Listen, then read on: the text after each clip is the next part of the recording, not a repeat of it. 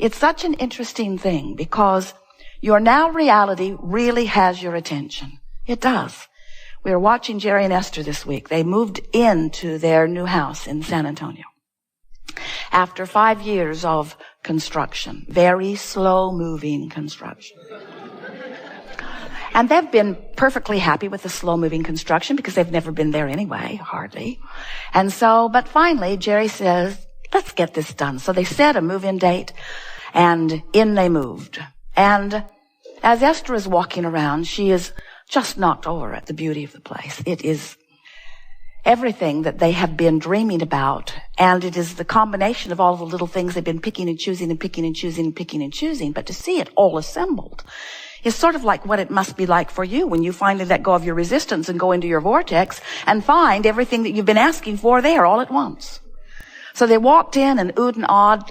Esther said it was a jaw-dropping experience and took 4 days to get her mouth shut because it was really, really amazing. But they were assigned by someone in charge of this last construction to give a punch list. And so Esther is walking around with her tape recorder looking for things to put on the list that they can tend to in the 5 months that they will now be away. They were there 9 days, and during the 9 days, Jerry and Esther made a very large list of nothing very important, but lots and lots and lots and lots of details. It was fun at first. And then Esther started noticing, somebody knocked a ladder through one of the shoji doors. That bothered her. And someone had knocked a hole over here. In other words, construction things are sort of hard on things. And Esther said to Jerry, our house is old and we haven't moved in yet. And Jerry said, it's going to get older before you move in, so brace yourself, because there's many more people going to be there. And so Esther began that little discomfort as she began walking around. And then one day, a very nice man came to finish the cabinets in the laundry room. And Esther liked him so much. And then she saw him out on the deck, standing in the dirt, working with his skill saw. And then she saw him tracking all of this dirt and stuff into the house. And she said to him nicely, I'm going to get a broom so we can clean up these rocks so that we don't step on them and mark the floor. And he looked at Esther like she was his own annoying mother and said, ma'am, which in and of itself is annoying, I always clean up after myself. And Esther said, I want you to clean up during so that we don't mark up the floor. So Esther cleaned it up and put a mat out for him to stand in so he didn't have to stand in it. And then as he was back in the room, Esther looked down and there was a screw, a long screw, laying on the wood floor just outside the door of the laundry room. And Esther said to him, see that screw? If someone steps on that screw, it's going to make a mark on my beautiful floor. So Esther picked it up and handed it to him. And he looked back at her, sure now that she is his mother. And didn't say anything. And Esther said, well, I'm going to take off. And off they went. And when they came back, the laundry room was beautifully assembled. And about 4 inches from where that screw had been was a big mark on the floor where he had stepped on another screw. Just like Esther created it to be. Esther said to Jerry, look, I pointed that out to him. I told him what would happen, and look what happened. And Jerry looked at Esther and did not say a word.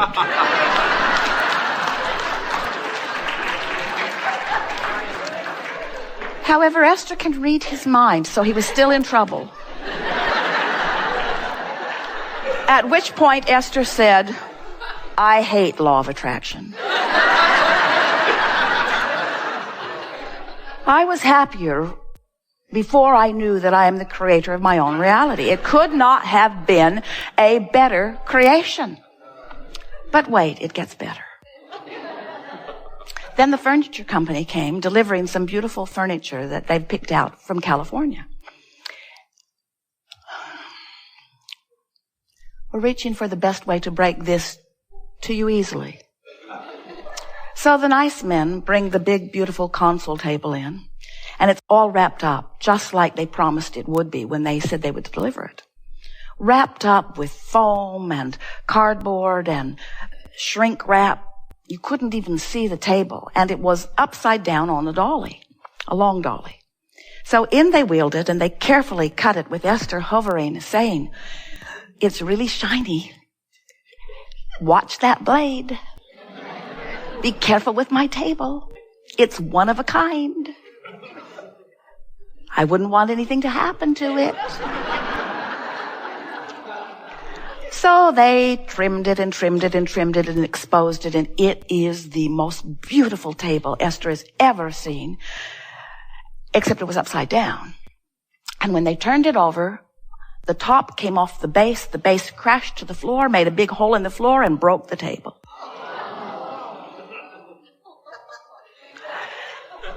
Esther said something that would need to be edited out of this recording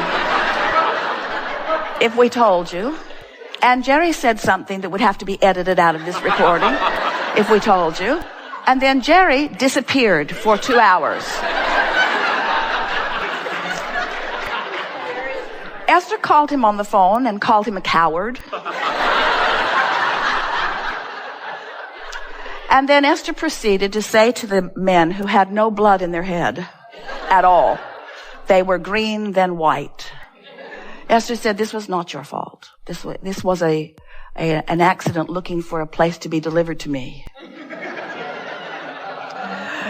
This was not your fault. The top should have not been assembled. 4 little screws were all that were holding it. It was too much weight to be turned over. There were no instructions on it, but all of that is irrelevant. What is relevant is that in an environment of hovering and worry, in an environment of we need to be careful because something could go wrong, in an environment of expectation of things going wrong, things have to go that way. And Esther still hates law of attraction. In other words, she thinks, she doesn't really, but wouldn't it be nice if everyone could anticipate everything that you've got going on vibrationally and compensate for it so that you never have to experience the full wrath of your own creation? But it doesn't work that way, does it? In other words, things happen as you expect them to be. Expectation is the name of the game. In other words, now Esther is right when she says, I wouldn't expect things to go wrong if things didn't go wrong. She's not wrong about that, of course.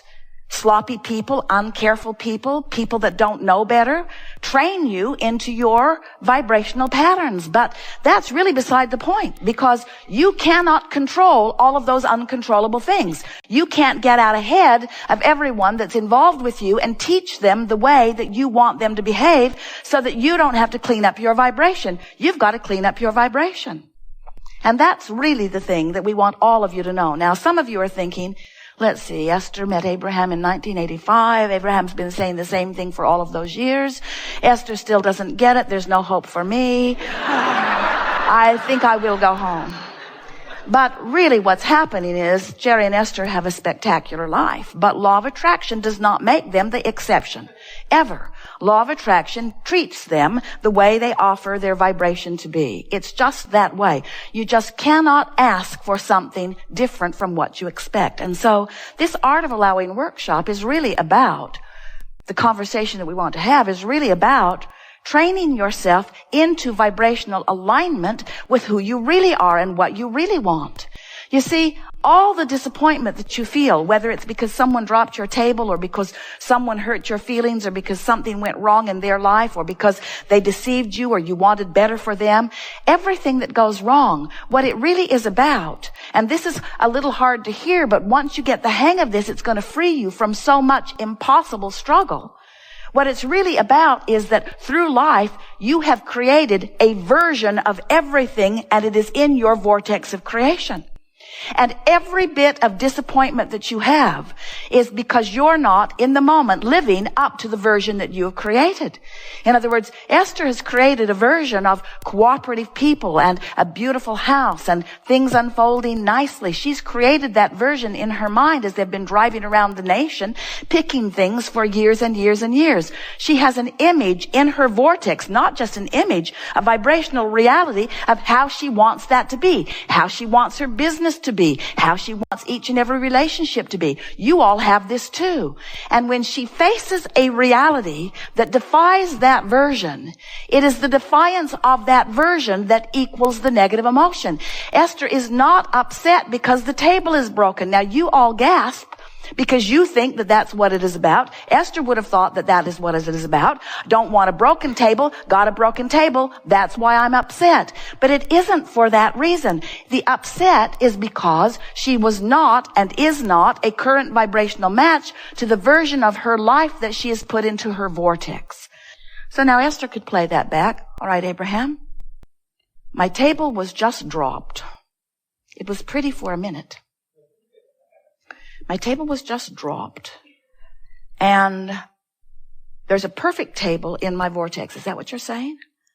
How do I reconcile the broken table with the table that's in the vortex? By understanding that you never get it done and you can't get it wrong.